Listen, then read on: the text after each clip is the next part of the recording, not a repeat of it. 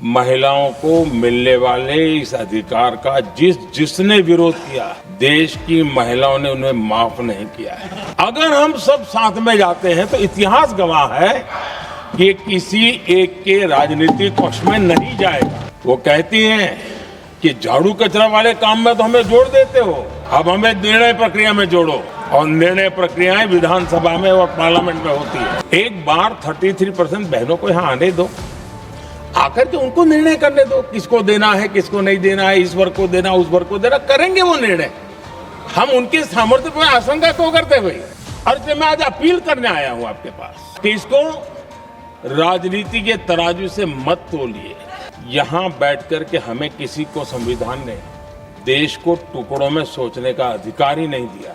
जो शपथ लेके हम बैठे हैं ना, हम सबको एक राष्ट्र के रूप में विचार करना हमारा दायित्व बनता है। चाहे कश्मीर हो या कन्याकुमारी, हम टुकड़ों में न सोच सकते हैं न टुकड़ों में हम निर्णय कर सकते हैं। क्योंकि जब नीयत साफ है तो फिर शब्दों का खेल करने की हमें जरूरत नहीं है।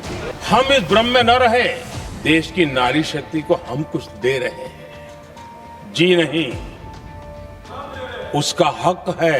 अजय देखिए, यहाँ कुछ लोगों को लगता है इसमें कहीं न कहीं मोदी का राजनीतिक स्वार्थ है। अगर विरोध करेंगे तो स्वाभाविक है कि राजनीतिक लाभ मुझे होगा। जैसे ये पारित हो जाए, मैं कल एडवर्टाइजमेंट दे करके सबका धन्यवाद करने के लिए तैयार हूं, सबकी फोटो छपवाने के लिए तैयार हूं। क्रेडिट आप ले लो, चलो। क्रेडिट की चिंता है क्या है जी? ले लो ना क्रेडिट। आपको जिसकी फोटो छपवानी है सरकारी खर्चे से हम करवा देंगे। माननीय प्रधानमंत्री नरेंद्र मोदी जी,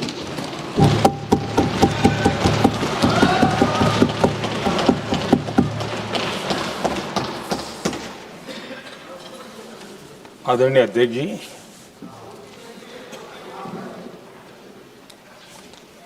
इस महत्वपूर्ण विधेयक पर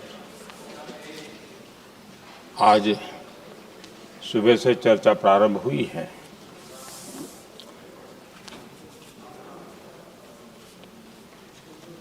काफी साथी यहाँ से भी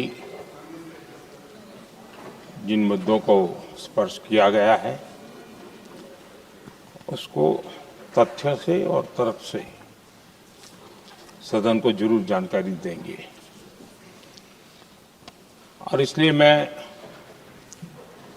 उन विषयों में जाना नहीं चाहता। आदरणीय अध्यक्ष जी, राष्ट्र के जीवन में कुछ महत्वपूर्ण पल आते हैं और उस समय की समाज की मनस्थिति और नेतृत्व की क्षमता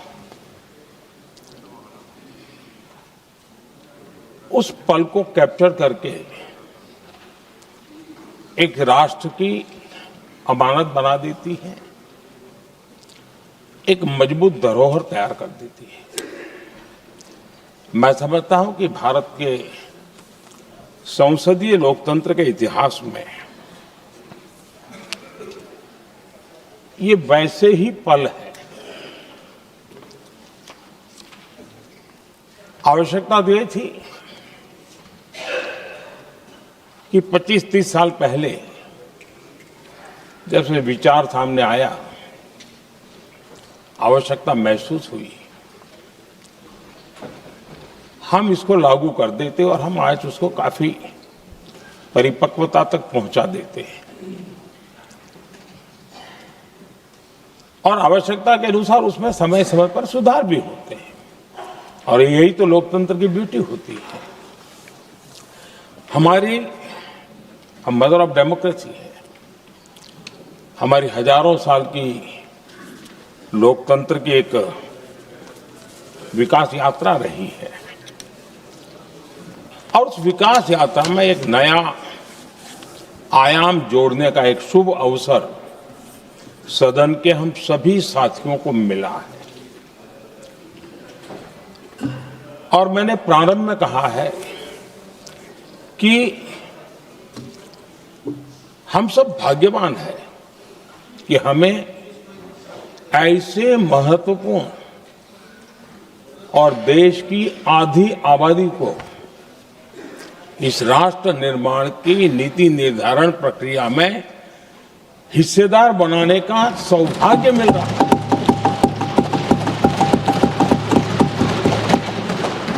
ये हम लोगों के लिए सौभाग्य है और मैं चाहता हूं कि मेरे सभी माननीय सांसद, मैं इधर उधर की आज बात करना नहीं चाहता हूं, हम सभी सांसद इस महत्वपूर्ण अवसर को जाने न दें।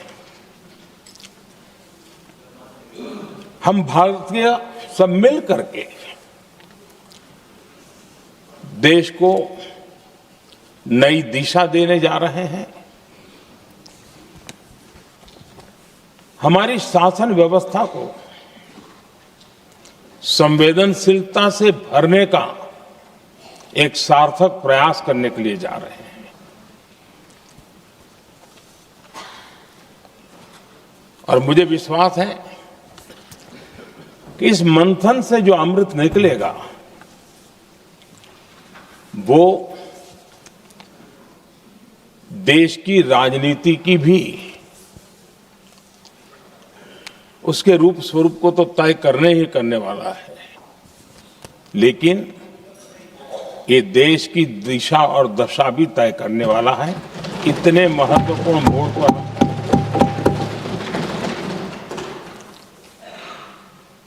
आदरणीय अध्यक्ष जी, 21वीं सदी में भारत एक नए आत्मविश्वास के साथ आगे बढ़ रहा है।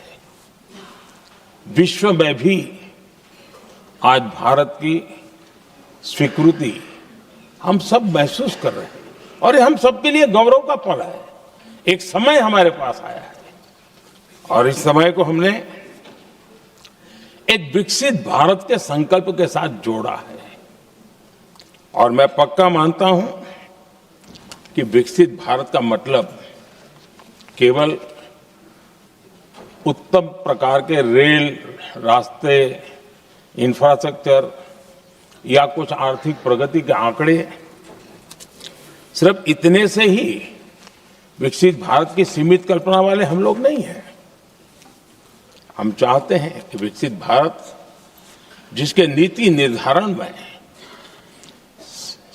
साच अर्थ में सबका साथ सबका विकास का मंत्र समाहित हो, देश की 50% जनसंख्या नीति निर्धारण का हिस्सा बने, ये समय की मांग है।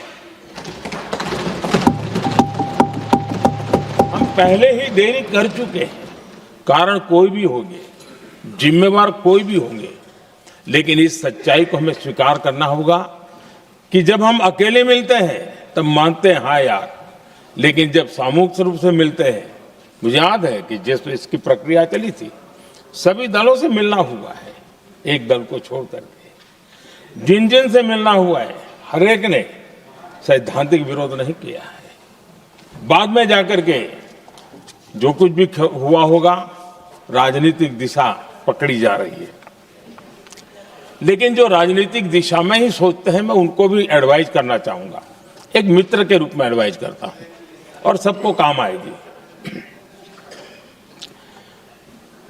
हमारे देश में जब से विमेन रिजर्वेशन को लेकर के चर्चा हुई है और उसके बाद जब जब चुनाव आया है, हर चुनाव में महिलाओं को मिलने वाले इस अधिकार का जिसने विरोध किया है, जिसने विरोध किया है, देश की महिलाओं ने उन्हें माफ नहीं किया है। उनका हाल बुरे से बुरा किया है। लेकिन ये भी देखिए कि 24 के चुनाव में ऐसा नहीं हुआ। क्यों नहीं हुआ? ये इसलिए नहीं हुआ कि 24 में सबने सहमति इसको पारित किया, तो ये विषय ही नहीं रहा। किसी के पक्ष में पॉलिटिकल फायदा नहीं हुआ, किसी का नुकसान भी नहीं हुआ।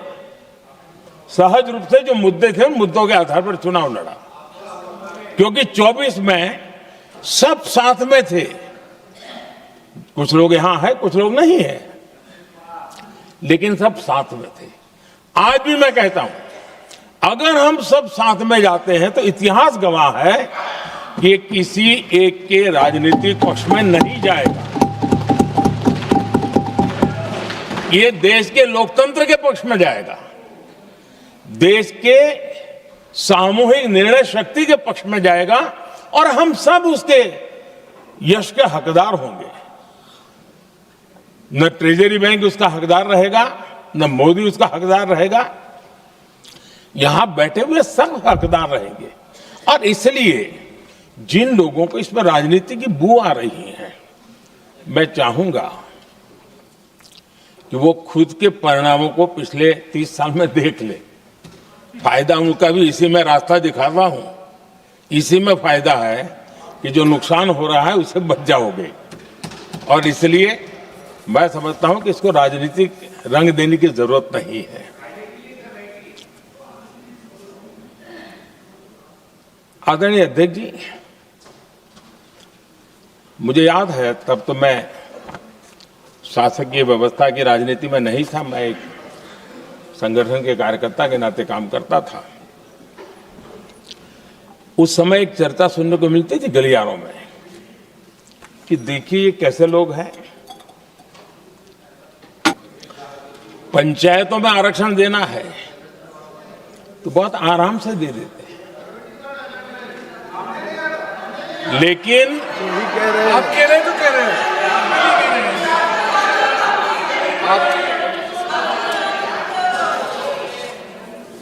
पंचायतों में आरक्षण देना है तो आराम से देते हैं, क्योंकि उसमें उनको खुद का पद जाने का डर नहीं लगता है। उसको लगता है हम सुरक्षित यार वहां दे दो। ये उस समय गलियारों में बहुत चर्चा थी कि बोले कभी नहीं करेंगे यहां बैठे हुए। क्यों? क्योंकि उनका कुछ जाएगा। और इसलिए और बगे पंचायत का हो जाता है, 50% तक पहुंच गए। मैं राजनीतिक दृष्टि से और भी एक बात समझाना चाहता हूं साथियों। आज से 25 साल 30 साल पहले जिसने भी विरोध किया तो विरोध राजनीतिक सतह से नीचे नहीं गया था। आज ऐसा समझने की गलती मत करना। पिछले 25-30 साल में ग्रास रूट लेवल पे पंचायती चुनाव व्यवस्थाओं में जीत करके आई हुई बहनों में एक पॉलिटिकल कॉन्शियसनेस है। वे ओपिनियन मेकर हैं ग्रास रूट लेवल पे। 30 साल पहले वो शांत रहती थी, बोलती नहीं थी, समझती थी, बोलती नहीं थी। आज वो वोकल है। और इसलिए अब जो भी पक्ष विपक्ष होगा, वो जो लाखों बहनें कभी न कभी पंचायत में काम कर चुकी है, प्रतिनिधित्व कर चुकी है, जनता के सुख दुख की समस्याओं को गहराई से देखा है, वो आंदोलित है। वो कहती हैं कि झाड़ू कचरा वाले काम में तो हमें जोड़ देते हो, वो तो परिवार में भी पहले होता था, अब हमें निर्णय प्रक्रिया में जोड़ो। और निर्णय प्रक्रियाएं विधानसभा में और पार्लियामेंट में होती है।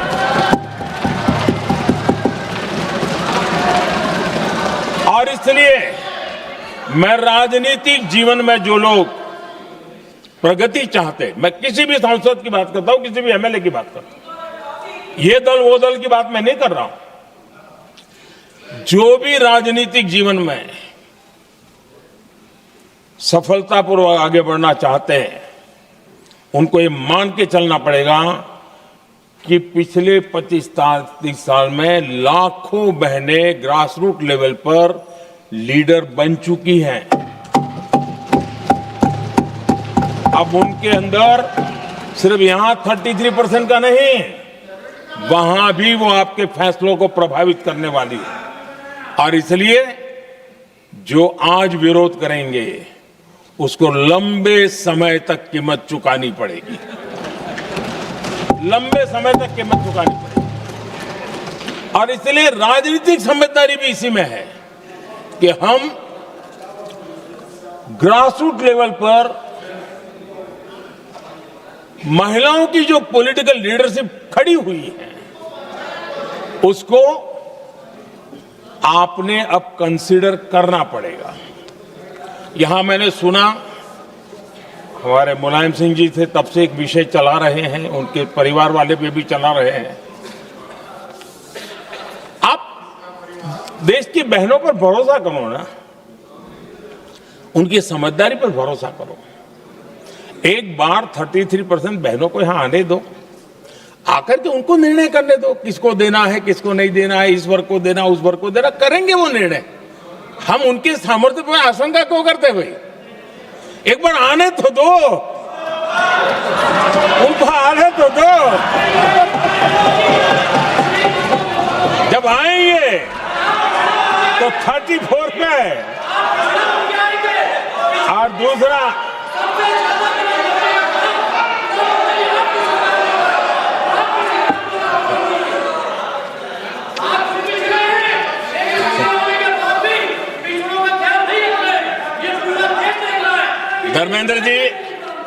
धर्मेंद्र जी मैं आपका बहुत आभारी हूं कि आपने मेरी पहचान करा दी। ये बात सही है, मैं अति पिछड़े समाज से आता हूं।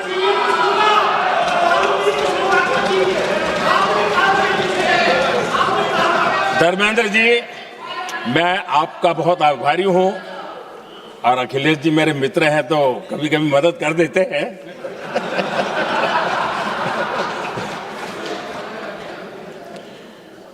ये बात सही है कि मैं अति पिछड़े समाज से आता हूं, लेकिन मेरा दायित्व समाज के सबको साथ लेके चलने का है, और यही मेरे संविधान ने मुझे यही रास्ता दिखाया है।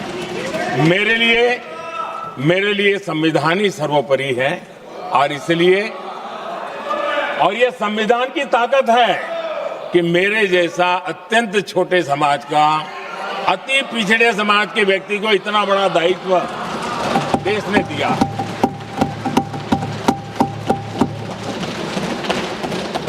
और इसलिए मैं तो देशवासियों का ऋणी हूं, और मैं तो संविधान निर्माताओं का ऋणी हूं कि जिसके कारण आज मैं यहां हूं। आज हमारी माताएं बहनें बहुत बड़ा योगदान, हमारी बेटियां तो कमाल कर रही है जीवन के हर क्षेत्र में।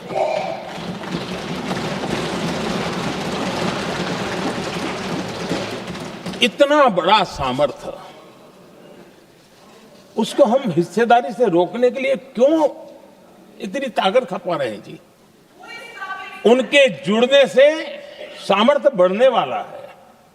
और इसलिए मैं आज अपील करने आया हूं आपके पास कि इसको राजनीति के तराजू से मत तोलिए। ये राष्ट्रहित का निर्णय है।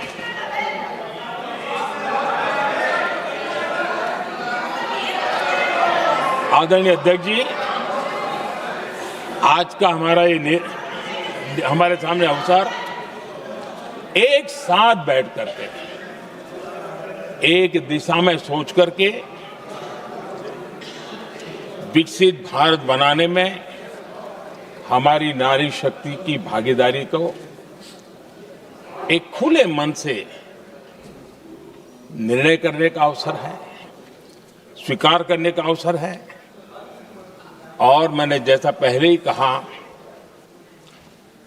कि आज पूरा देश और विशेष करके नारी शक्ति हमारे निर्णय तो देखेगी, लेकिन निर्णय से ज्यादा हमारी नीयत को देखेगी।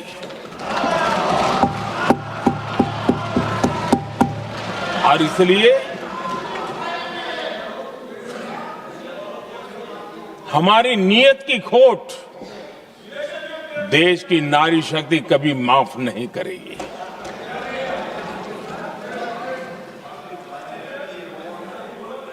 आदरणीय अध्यक्ष जी, 2023 में इस नए सदन में हमने सर्वसम्मति से एक प्रकार से इस अधिनियम को स्वीकार किया था। पूरे देश में खुशी का वातावरण बना, उस पर कोई राजनीतिक रंग नहीं लगे, और इसलिए वो कभी राजनीतिक इश्यू भी नहीं बना। तो एक अच्छी स्थिति है। अब सवाल ये है कि हमें कितने समय तक इसको रोकना है। अब यहां जो लोग जनसंख्या वगैरह के विषय उठाते हैं, क्या आपको मालूम नहीं है? मैं चाहूंगा कि अमित भाई अपने भाषण में इन सारी चीजों का उल्लेख करेंगे, जब कि हमने जनगणना के संबंध में कब कब क्या क्या किया था, बाद में कोविड आया, उसके कारण क्या मुसीबत आई, कैसे रुकावटें आई, ये सारी बातें हम सबके सामने हैं, इसमें कोई विषय नहीं है। लेकिन पिछले दिनों जब हम 23 में चर्चा कर रहे थे, तब भी व्यापक रूप से बात ये थी कि इसको जल्दी करो। हर कोई कह रहा था जल्दी करो। अब 24 में संभव नहीं था क्योंकि इतने कम समय में करना मुश्किल था। अब 29 में हमारे पास अवसर है। अगर हम 29 में भी नहीं करते तो ये स्थिति क्या बनेगी हम कल्पना कर सकते। फिर हम देश की माताओं बहनों को ये विश्वास नहीं बना पाएंगे कि हम सचमुच में प्रयास सच्चे अर्थ कर सकते थे। और इसलिए समय की मांग है कि अब हम ज्यादा विलंब न करें। इस दरमियान राजनीतिक दल के लोगों से, संविधान के जानकार लोगों से, जो महिलाओं में एक्टिविस्ट के नाते काम करने वाले ऐसे लोगों से भी कई चर्चाएं हुई। कुछ लोगों ने खुद होकर के भी सुझाव दिए। सारा मंथन करते करते करते, और यहां भी सभी दलों से लगातार बातें इनकी होती रही है। स्ट्रक्चर वे में हुई है, इनफॉर्मल भी हुई है, और उसमें से आखिर बना हुई एक कुछ रास्ता निकालना होगा ताकि हम हमारी माताओं बहनों की शक्ति को जोड़ सकते हैं। आदरणीय अध्यक्ष जी, मैं एक बात जरूर कहना चाहूंगा। यहां बैठकर के हमें किसी को संविधान ने देश को टुकड़ों में सोचने का अधिकार ही नहीं दिया है। जो शपथ लेके हम बैठे हैं ना, हम सबको एक राष्ट्र के रूप में विचार करना हमारा दायित्व बनता है। चाहे कश्मीर हो या कन्याकुमारी, हम टुकड़ों में न सोच सकते हैं, न टुकड़ों में हम निर्णय कर सकते हैं। और इसलिए निराधार रूप में, जिसमें कोई सच्चाई नहीं, रत्ती भर सच्चाई नहीं है, सिर्फ राजनीतिक लाभ लेने के लिए जो बवंडर खड़ा किया जा रहा है, मैं आज बड़ी जिम्मेवारी के साथ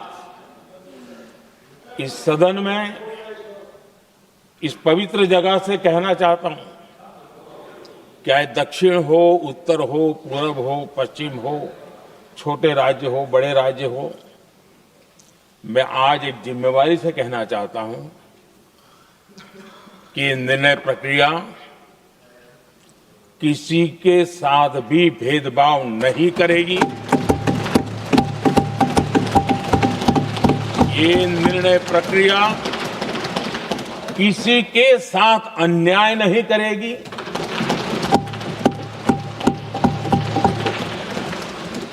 भूतकाल में जो सरकारें रही और जिनके कालखंड में जो परिसीमन हुआ और जो अनुपात उस समय से चला आ रहा है, उस अनुपात में भी कोई बदलाव नहीं होगा और वृद्धि भी उसी अनुपात में होगी।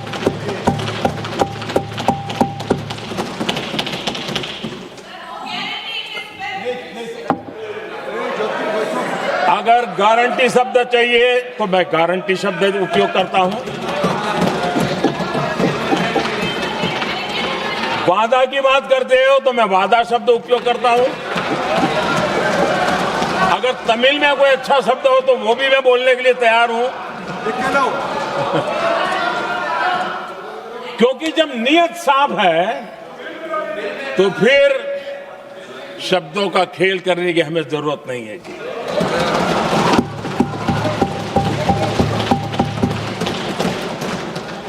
आदरणीय अध्यक्ष जी, मैं आज सदन के सभी साथियों को ये भी कहना चाहता हूं कि साथियों, हम भ्रम में न रहे,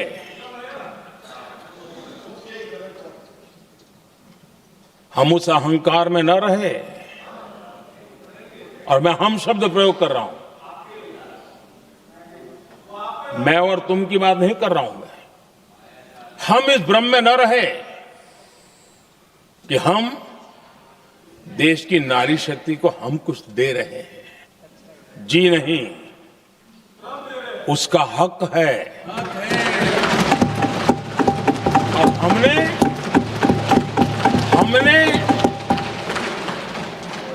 कई दशकों से उसको रोका हुआ है। आज उसका प्रायश्चित करके हमें उस पाप में से मुक्ति पाने का यह अवसर है।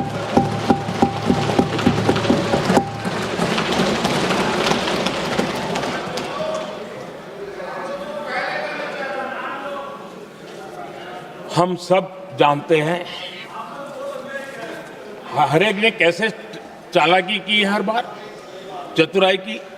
बिल्कुल हम तो इसके पक्ष में ही हैं, लेकिन हम इसके साथ ही हैं, लेकिन हर बार कोई न कोई टेक्निकल पूंछ लगा दी इसको और इसको रोका गया। हर बार ऐसी चीजें लाई गई है। हिम्मत नहीं है कि हम 33% महिलाओं के आरक्षण का विरोध कर पाए। वो तो जमाना चला गया, आपको करना नहीं है, लेकिन कहने की हिम्मत भी नहीं है। और इसलिए टेक्निकल बहानेबाजी, ये करो तो ये, वो करो तो वो, डिगरा करो। अब देश की नारी को नहीं समझा पाओगे। सदन में नंबर का खेल क्या होता है वो तो समय तय करेगा, लेकिन ये पक्का है कि अब इन भांति भांति के बहानेबाजी, भांति भांति टेक्निकल मुद्दों के आधार पर चीजों को उलझा करके 3 दशक तक इसको अड़ंगे डाले हमने, फंसा के रखा। आपने जो अचीव करना था कर लिया, अब छोड़ दो ना भाई। 3 दशक कम पड़ते हैं क्या रोकने में? 3 दशक तक आपने रोका, फिर भी कुछ कर नहीं पाए, तो अब तो करो।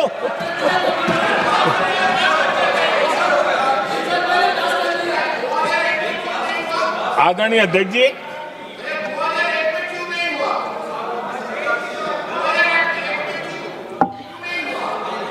यहां कुछ लोगों को लगता है, आदरणीय अध्यक्ष, यहां कुछ लोगों को लगता है इसमें कहीं न कहीं मोदी का राजनीतिक स्वार्थ है।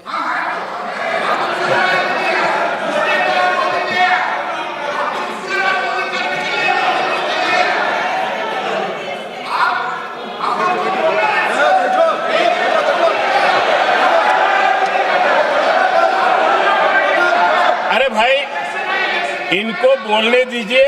वहां पर बेचारे को मुंह पे ताला लगा हुआ है, बहुत बगल में कोई बोलने नहीं देता उसको।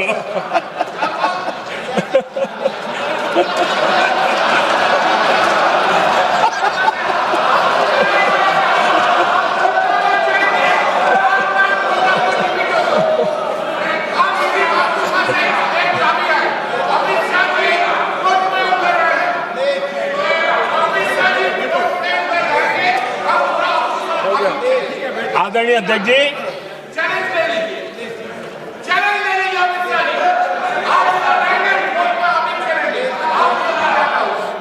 आदरणीय अध्यक्ष जी, देखिए, इसका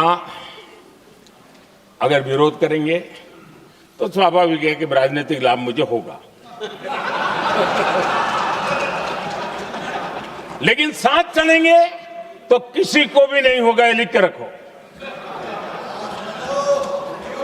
किसी को नहीं रहेगा, क्योंकि एक फिर अलग पहलू हो जाता है, फिर किसी को फायदा नहीं होता। और इसलिए हमें क्रेडिट नहीं चाहिए। जैसे ये पारित हो जाए, मैं कल एडवर्टाइजमेंट दे करके सबका धन्यवाद करने के लिए तैयार हूं, सबकी फोटो छपवाने के लिए तैयार हूं। क्रेडिट आप ले लो, चलो। क्रेडिट की चिंता है क्या है जी, ले लो ना क्रेडिट। आपको जिसकी फोटो छपवानी है सरकारी खर्चे से हम करवा देंगे।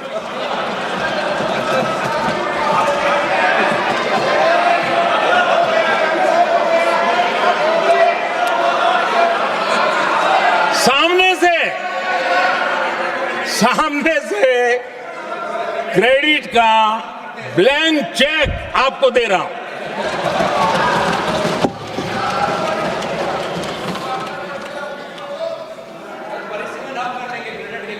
आदरणीय अध्यक्ष जी, हमारी संसदीय लोकतंत्र में महिलाओं की भागीदारी ये सिर्फ आंकड़ों का खेल या एक लोकतांत्रिक व्यवस्था में सुधार इतना सीमित नहीं है। लोकतंत्र की जननी के रूप में, मदर ऑफ डेमोक्रेसी के रूप में ये निर्णय भारत का कमिटमेंट है, ये सांस्कृतिक कमिटमेंट है।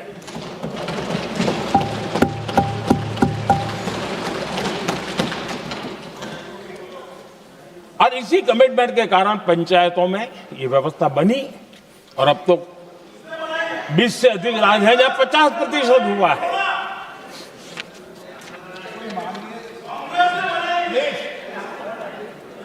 और हमने अनुभव किया है, मुझे लंबे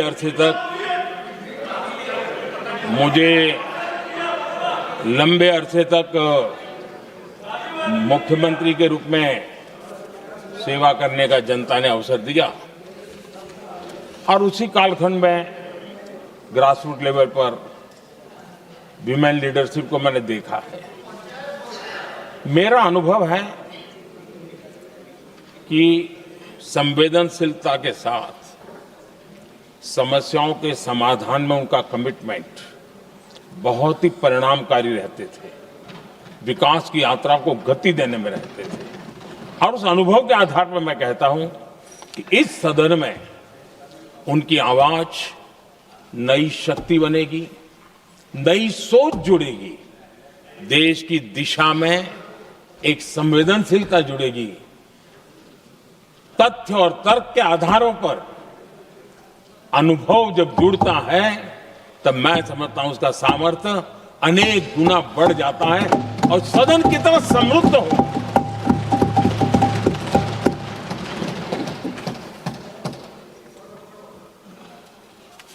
आदरणीय अध्यक्ष जी, हमारे देश में अनुभवी नारी शक्ति की कोई कमी नहीं है, सामर्थ्यवान में कोई कमी नहीं। हम भरोसा करें वे कंट्रीब्यूट करेंगे, बहुत अच्छा कंट्रीब्यूट करेंगे।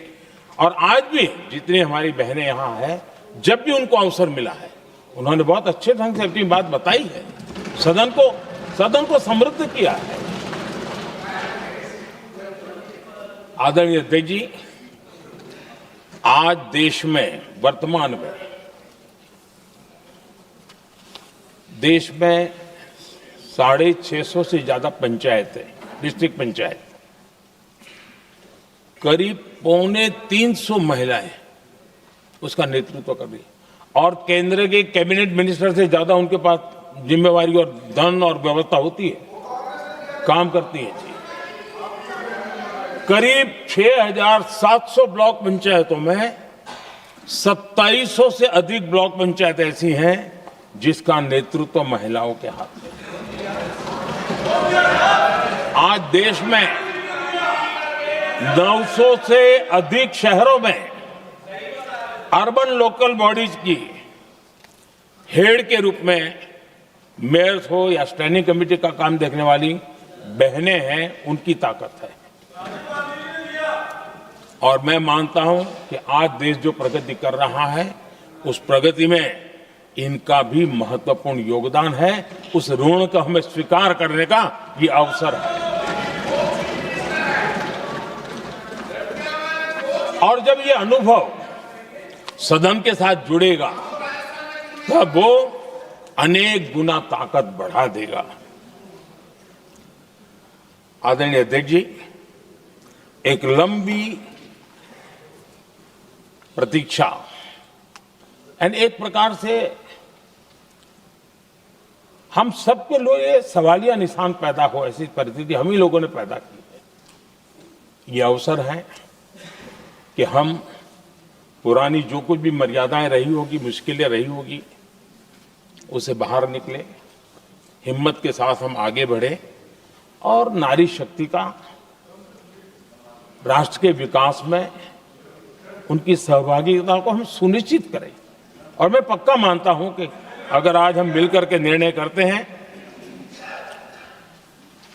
और मैं तो आग्रह करूंगा कि हमें सर्वसम्मति से इसको आगे बढ़ाना चाहिए। और जब सर्वसम्मति से बढ़ता है तो ट्रेजरी बेंच पर एक दबाव रहता है जी। उनको भी लगता है भाई सबका इसमें हक है, हर एक की बात मान के चलो, कोई नुकसान नहीं है। सामूहिक शक्ति से तो अनेक परिणाम हमें अच्छे मिलते हैं। आदरणीय अध्यक्ष जी, मैं ज्यादा समय न लेते हुए इतना ही कहूंगा कि इसको राजनीति के तराजू से न तोलें। हम जब भी कुछ निर्णय करने जा रहे हैं तो देश के इतने बड़े देश का आधा जिम्मा जो उठा रहे हैं, उनका भी कोई हक बनता है यहां आने का। हमें रोकना नहीं चाहिए। और दूसरा, संख्या के संबंध में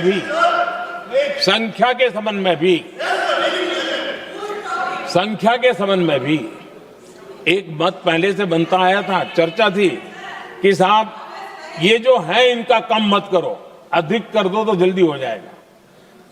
वो अधिक वाला विषय वो आया है कि चलो भाई पैसे जो संख्या थी 33% और बढ़ा दो, ताकि किसी को ऐसा न लगे कि मेरा हक चला गया। एक नई शक्ति जुड़ेगी, अतिरिक्त शक्ति जुड़ेगी। और अब सदन की रचना भी तो अब पहले से हमने सोच कर रखा है, जगह तो बना ली है। और आदरणीय अध्यक्ष जी, मैं लाइटर में मैं जरूर कहना चाहूंगा, हर एक के अपने राजनीतिक कारण होते हैं और पराजय का डर जरा हैरान करने वाला होता है। लेकिन अपने यहां जब कोई भी शुभ काम होता है उसको नजर न लग जाए, इसलिए काला टीका लगाने की परंपरा है। मैं आपका धन्यवाद करता हूं काला टीका लगाने के लिए। बहुत बहुत धन्यवाद।